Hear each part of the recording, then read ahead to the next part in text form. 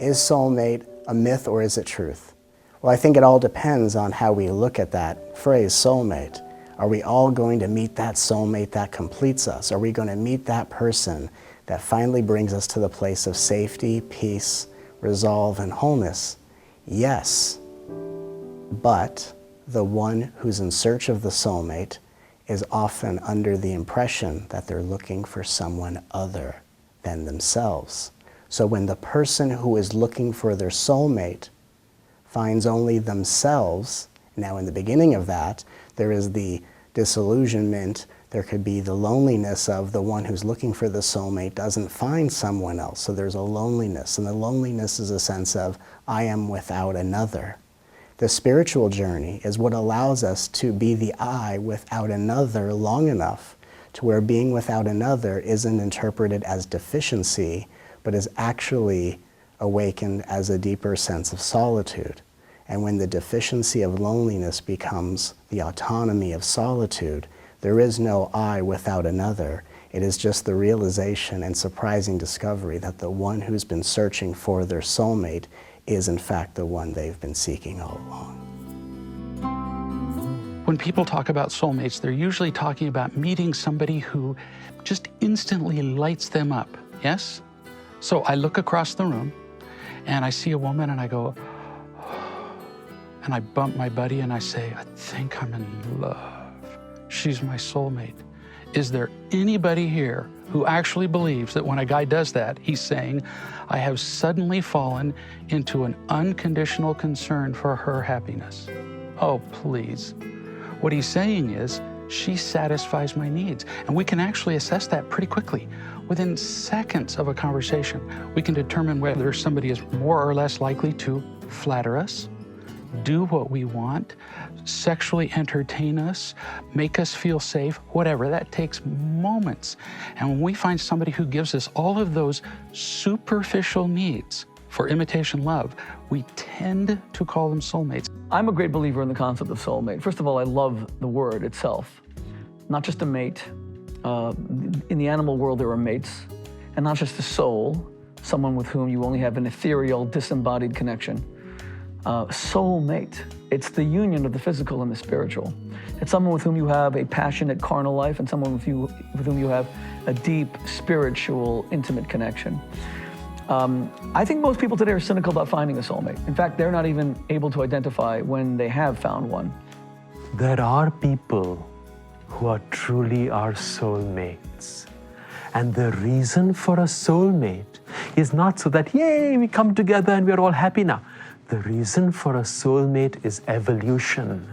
The reason for a soulmate is that person helps me to grow. The reason for a soulmate is that that person helps me come more in contact with my own divinity. There is nothing more primal, more important, and more necessary than coming into union with your own soul.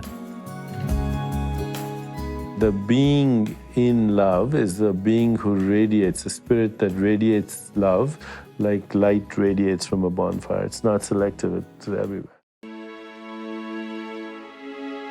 The soul gives us unlimited love / unlimited energy. When we don't live from our hearts and we begin to slowly shut down our hearts, we begin to have symptoms of needing other people for energy. Lust is one of those needs, meaning I am not able to fuel this body with enough light energy, love energy. Therefore, I need to pour into you through my desire of needing you and wanting you and devouring you, because actually it's the unconscious hunger for the human form to fuel itself. It's a survival mechanism. And as we live more and more in our minds, we live more and more from survival. When we live from our hearts, we begin to free our bodies to actually have unlimited light energy, unlimited energy itself, and therefore unlimited love. The lust aspect actually begins to dissolve and leave a relationship when love and light really flows between two people. The soul is something that's transcending lifetimes, and when we find someone that we're soul mated with, we're actually meeting somebody that we've gone on this journey with before, somebody that we are compatible with, and as we reconnect with each other in a specific lifetime, like a present lifetime, we reconnect with where we might have left off, what it is that we had agreed to accomplish together. And we know those people when we meet them because we have a very strong, wow, I know you, I can feel like I'm really connected to you. And when that's positive, when that connection is a happy, positive connection, that's what I think we're talking about in a soulmate connection. They call it the Anamkara in the Celtic tradition, the true friend, the soul friend, the person who's come back, a soul-based person to recreate the path that we've been on and take it another step further. Now those are the souls who are mated together. That's what they usually call soulmates, because their energies tally, their body chemistry and language tally, their horoscope tallies, and therefore they are soulmates. This is the general term by which they call it. If they tally further, they call it twin souls. Now here we are going to a higher state of harmony between these two spirits which are embodied in the soul.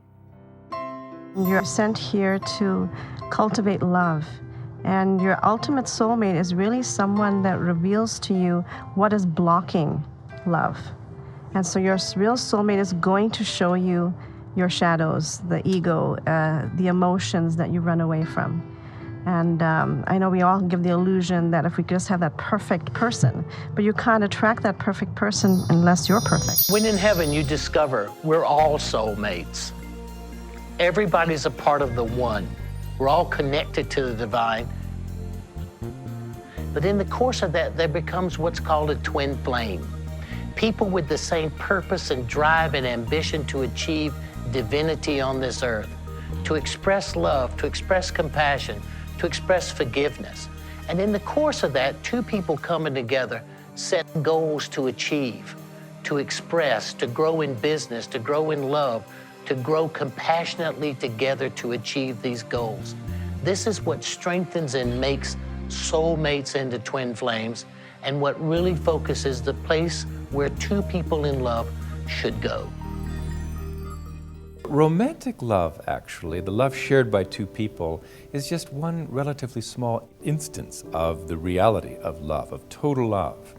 People do not have to be involved in a romantic relationship or a personal relationship at all to experience love. Single life, even, is a perfectly acceptable and very profound path towards fulfillment. Ultimately, in the highest states of consciousness, one is profoundly in love with everything and everyone. One sees the divine in everything. Everything is perceived for its reality as unity. Everything, everyone is as near and as dear as oneself. That is ultimate love, universal love, which is a spontaneous byproduct of higher states of consciousness. That is the most mature and fulfilling state of love.